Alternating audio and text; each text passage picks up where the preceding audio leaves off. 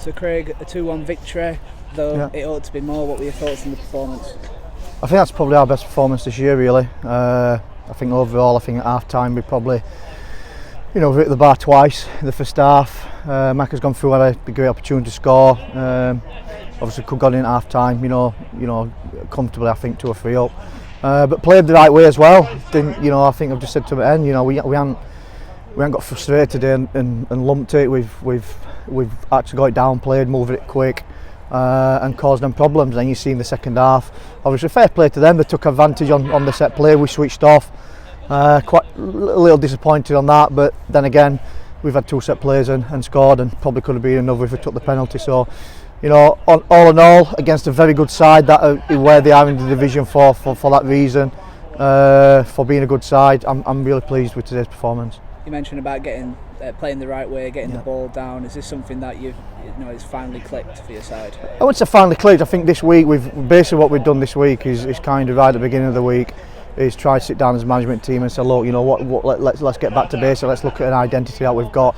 As philosophy will never change, and trying to get after teams and trying to outscore them. But I think this week we just wanted to make sure that we get the right shape and stick to a shape that really suits the boys at the minute in time, regardless of what injuries throw at us, because it seems to be every single game. One today at 12 o'clock, Liam Hardy, our pivotal number 9, he falls off injured, so it seems to be every single week. So we've had to try and get a base now, a system where regardless of what problems get thrown at us every week, we've got something to build on, and that's what's pleasing this week, because Tuesday, Thursday constantly worked on patterns of play. I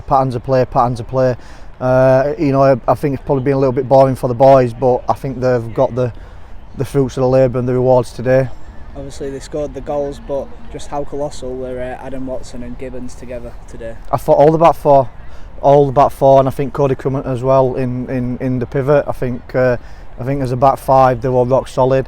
1 or 2 of their goalless kicks caused a little bit of problems at the end, but I think it's good to see a back 4 defending properly, and back to basics, really, not giving opposition a sniff, being dominant in the air.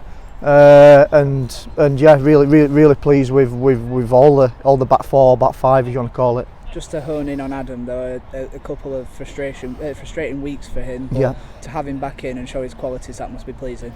Yeah, I think not just his ability wise. I think he's a calm influence on the pitch and as a talker.